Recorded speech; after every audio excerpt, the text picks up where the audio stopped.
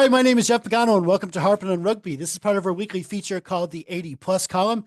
Our main content each week is our Wrap podcast, which have analysis of the latest match for the Leinster Ireland men's team. And our latest pod was, of course, looking back at our win over the Stormers last weekend. You can check that out on all the major platforms.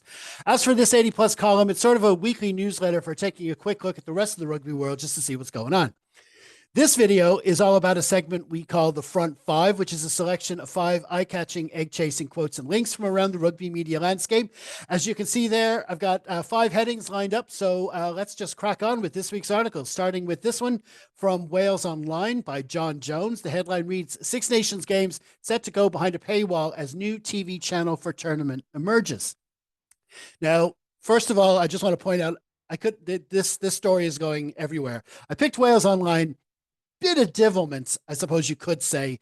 I just want to demonstrate that Wales Online are, actually talking about rugby things that aren't just about the crisis that's going on there at the moment. I mean, you think all they'd be writing about is how did they manage to lose? A big, strong rugby nation like Wales managed to lose all their matches last season, and they still have the same coach. I mean, that's almost unheard of in sport, full stop.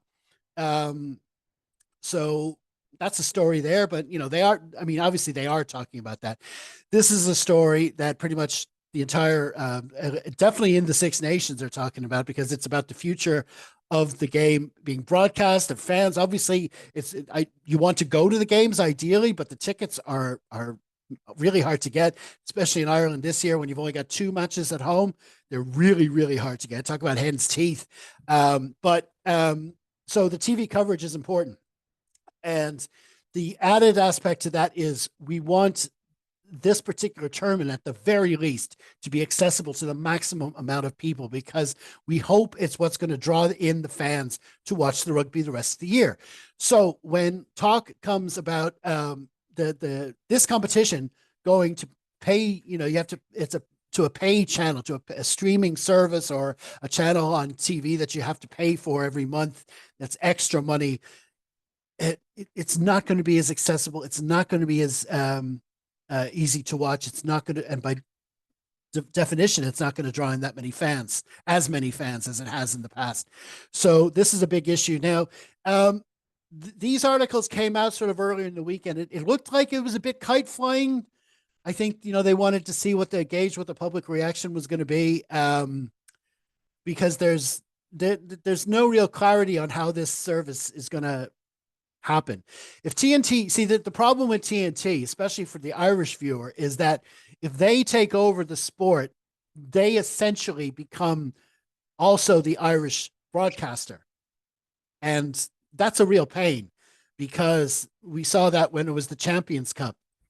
Ireland has its own sports channels, RTE, Show Sports, Virgin Media, Show Sports. We got Premier Sports Ireland as well. So their players, TG Cahir as well, to be fair, they do a lot of coverage. There's the Ireland specific coverage, which would have Irish pundits, Ireland specific commentators, all that stuff. But if, so there is that extra element for Ireland. And you could, I suppose Scotland and Wales can make an argument as well, because the chances are that a TNT coverage would slant more towards the English, because that's definitely what they did when they had the Champions Cup. So there's a lot of different things that could happen here. There's a lot of talk of a dedicated rugby channel. Now that sounds good, and I suppose a lot of people would go for that. But I still think that the Six Nations, you're just talking of about 15 matches throughout the season. That and there's so many others. There's all these other competitions and stuff. Let them compete for the pay-per-view and the specialized rugby fans, and you think that what they would want is the fans who watch the Six Nations, they go, oh, like, geez, I could really get into this. What else is there? And like, oh, well, I'd support Leinster or whatever. So where do they play? Where do I get their games? This make the Six Nations free for all, and let the fans pay for the rest. It does seem like a no-brainer. It's a topic that's going on a lot in rugby at the moment, and I have to see what happens, because I think when CVC invested in rugby a few years ago, this was always one of the kind of inevitable things. We're talking about big matches being played in Dubai, switching to paywall matches like we're just talking about, and all these different things that we were always afraid of rugby going down that route way back when the game went pro. But it's starting to happen now, and there's whisperings of it happening now, and I hope it doesn't happen for the Six Nations at the very least. So we'll see what happens there. Okay, article number 2. Now this week, our second and third articles are kind of linked, but our second article anyway comes from extra.ie. I'm calling this my clickbait of the week. It's from Mark Donlan, and the headline reads, "Ex-Munster man highlights question mark over Sam Prendergast ahead of England clash." Now, you won't get more gaslighting than that. And just to show that the person who wrote the headline was gaslighting, I'm going to give an actual quote from Alan Quinlan, who's the Munster man mentioned in the headline. What he actually says in the article is, "I'm not exactly sure who's going to start. This is Sam Prendergast or Jack Crowley starting against England. I'm not exactly sure who's going to start. It's very close, but it's a good thing for Ireland that they have two brilliant players." That's the quote. That's what we should all be saying. I know it's not an ideal world, and I know a lot of people are tribal, but the wish is that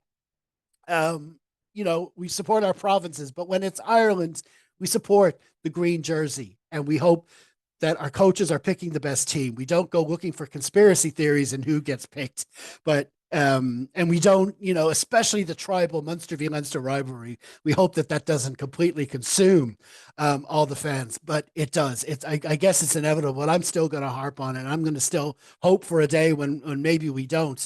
But this headline is designed to question, to sort of evoke that. Like, a Munster man this is a question mark over Sam, so that's going to rage the Leinster fans. It's going to make the Munster fans happy. The word I'm hearing, I'm recording this Wednesday morning. The word I'm hearing is that it's possibly Sam Prendergast that's going to start against England. We'll see. I think they're announcing the team on Thursday afternoon, but we'll see what happens there. But if you look back at our video feed, our panel from last weekend picked a team against England, and we were all three of us, all Leinster fans, agreed that we would go for Jack Crowley because of his greater experience. But you don't know what's happening at the training ground. You don't know what's happening on this, on the pitch. And if you look at that picture I put up on the screen there, it's a really good picture to go with this article, because it looks like they don't get on. They're coming out of the dressing room, but at different, one's ahead of the other. They're looking away. I'd say that the photographer was delighted to take that because it fits the narrative perfectly. They're probably just both walked out. They probably just had a laugh and had a joke right after that picture. We don't know, but it's this. You just be careful when you see these headlines and you look at these tweets and these journalists are putting out. They want to stoke this Leinster v Munster. Have a good read of the article first before you jump in and react. But that brings me to this third article, which talk about gaslighting even more. But I don't think this is intended. I don't think this one is intended to gaslight so much, but I just think it does anyway, whether you're trying to or not. But they do have to report on it. This is from Neil Tracy from RTE.ie. The headline reads, "Andrew Goodman excited by Johnny Sexton's role with Irish out-halves." Johnny Sexton, it's been a lot of talk about him coming in as an advisory role to help with the tens. Obviously, Andrew Goodman has taken over the attack of the Irish team. We weren't that crazy about what we saw last November. We don't know. Maybe things have changed. Leinster fans weren't 100% convinced that he'd earned the job from what he did with Leinster, but he's got this Irish job, but he's working with Johnny Sexton, and I think that's going to help. Now, I think Sexton might be more take a role with the actual out halves. They're kicking, maybe a few bits and pieces with their overall play. But that this is going to divide the Irish fans, don't you? You do know. A lot of people are going to be like, "Oh God, they're bringing him in. It's another Leinster focus thing. It's blah, blah, blah." I mean, any other country in the world, for God's sake, someone with Johnny Sexton's resume and CVs and medals and awards and everything he's achieved throughout his career, who wouldn't want that in the team? And what's ironic about the people who react to stories like this is, do you remember when he went to Racing? There was a lot of talk and a lot of consternation when Ronan O'Gara ended up being his kicking coach. The Munster fans were laughing. They thought this was hilarious. And there probably were Leinster fans as well that were pissed off about it. But it's like, why wouldn't you want to know from the best? I mean, it turned out they got on really well. I mean, Johnny Sexton had moved to Paris, moved to France, a different country, different language, different everything, and O'Gara was there, to help him bed in and stuff. So it actually worked, I think, there in this case. But that was for a team in Paris, a foreign team, another, a team that we shouldn't all be caring about. But this is for the Irish team, and it's going to help. So we'll see what happens with the reaction there. It's just like when I saw that headline, I can imagine the way some people would be reacting to it. But we'll see. I think it's a good thing. I think it's a good thing the two are competing. I've already said I would have picked Jack Crowley based on experience, but I'm not there in Portugal looking what's happening on the training ground, seeing what they're doing. I don't know what their plan is. So we'll see what team they pick, and I'm sure they will pick the best available team that they think that can beat England on Saturday. So we'll see. Okay. Speaking of England, we go to our fourth article, which comes from ruck.co.uk. They are usually our clickbait of the week, but I'm going to spare them this week. But this is an interesting headline as well. It's an article talking about the England team that was selected earlier in the week. They picked it up. They announced it on Tuesday, I think it was, or was it Monday? It was earlier in the week anyway. The headline reads, fans finally figure out how to tell Ben and Tom Curry apart in England's Six Nations opener. Now, of course, the two twins, Tom and Ben Curry, have been selected in the English back row. So that's a kind of a unique thing there. Just to, it's a little bit of a clickbaity headline. You want to click in, and if you're interested, you want to see how to tell them apart. So I'm going to spare you doing that. I mean, obviously, I put the QR code there is if you want to read the article, but the difference is Tom has a signature look. He was always wears strapping on his left wrist, a habit that has persisted since the 2023 World Cup. So that's how you know the guy with strapping on his wrist. I don't know. But what's to stop Ben doing it as well? Just to, against Ireland, just to confuse us a bit more. I think we've got one, if I was them, I'd make themselves look exactly the same. It would, with any little advantage you can get over the other team to freak them out with two people that look exactly the same. I don't think there's any law that says you can't do it. But personally for me, the best way to tell which one is Ben Curry is that he's the one wearing the England 7 jersey who isn't Jack Willis. But that's a debate for another day. Overall, it's an interesting England lineup. They all talked about playing Marcus Smith at fullback, but now here he is at number 10. Alex Mitchell is fit. Mauro Toji's the captain. So they probably feel they do need to make changes. Apart from that win over us at Twickenham last year, they did have a bad 2024. They'll want to come out the gate, fighting this year. So it's a big outing for them. They're going to come prepped and ready. There's loads of players there who want to show what they can do. Freddie Stewart, for one thing, the guy who is playing fullback. So there's a lot of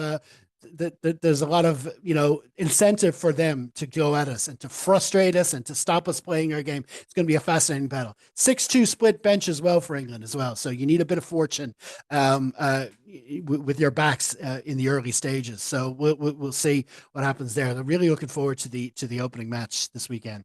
Okay. This brings us to our fifth and final article this week. It is from the Irish Times. And the headline reads, Holders, Blackrock College finally end St. Mary's resistance laid on at Donnybrook. This is the Leinster School Senior Cup. It's the first time I think I've mentioned it on Harpin this season. It's been kicking off the last week. The first round of matches, there's they whittle it down to 16 schools, and then they have a straight knockout through to the final, which is going to be on Paddy's Day in Tallaght Stadium. This is the first round. Blackrock are the holders. I think that was their 70th cup last year. I'm not quite sure of the numbers there, but it's a big number. 69 70 times they've won this competition. First of all, just to get this out of the way, a lot of people go, oh, they're private schools and they're privileged, and yeah, look, you won't get any better than me when I'm stepping outside of rugby and you're talking about society and the public and private schools and the rich and the poor and all that. I'll talk about that all day, but I am a rugby fan as well. I'm talking about the actual sport, and these are kids. These are school kids at the end of the day. They're playing rugby. They're looking to form their career. There's a lot of money obviously been put in to these systems, and we can debate that until the cows come home. But when the rugby is being played, we follow Leinster week in, week out, and these are the players who are probably going to be the next generation going in. So it's from a purely sporting aspect that I watch these games anyway. I'm interested to see who's coming through the system, who's likely to play. There were some impressive players on both sides. The scoreline, it was a big win for Rock, but at the end, but it was very close. Deep into the second half, it was Marys did very well. They got to, I think it was the semifinals last year. So they'd be unfortunate to go out in the first round this year, but I think Rock were just too good for them in the closing stages. They had the quote I picked from the article. It was appropriate that Michael O'Sullivan should have the decisive say with the fifth try. He picked up a ball from a ruck, stormed through, put it down on the post. He's their number 7. He did, he really impressed. There was another O'Sullivan, Johnny O'Sullivan, who was there, a number 13. He impressed as well. There's a lot of good players. Their out half was decent as well. There was a lot of good play from both sides. These matches, it's amazing the standard. You sometimes you wonder, could you just put these guys straight in a URC team?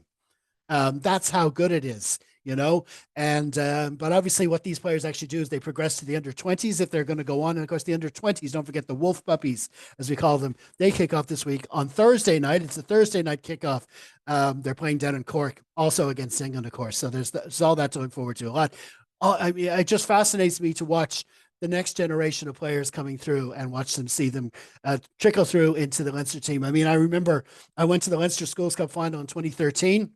Harping on Rugby was still a thing. We weren't doing podcasts. It was just an article-based site. But I went to that game to report on it for the site. And the amount of players that came through there, Gary Ringrose was playing that day, Ross Byrne, James Ryan, Ross Maloney, I think Dan Levy was playing that day as well. There was a whole load of players that have gone on to have amazing careers. Were playing that day, and this is what you see with these schools matches. I think they're all on Premier Sports from now on, the quarterfinals through to the final. So check them out if you can. So that's that. Okay, that completes this week's Front Five. Remember, we do a lot of other regular features on our 80 plus column. You'll get the actual Front Five links, of course. Plus, there's the injury update. For Leinster, usually I don't think I have one this week. But what we did is we picked that video, in case you missed it, was for the Irish 23 to play England. So we picked that. We have our Troll Patrol feature where we detained a social media commentator, charged them with gaslightery and general online mayhem. There's also updates on all the other major rugby tournaments. You can get it all just by heading over to our website at harpinonrugby.blog. Next up here at Harpin Manor, we have our usual preview and wrap pod for that Six Nations kickoff at the Aviva Stadium this week. So please be sure to subscribe to our channel as well as our other social media platforms. You can find those at linktree/harpinonrugby. Until next time, stay safe, everyone. Slán.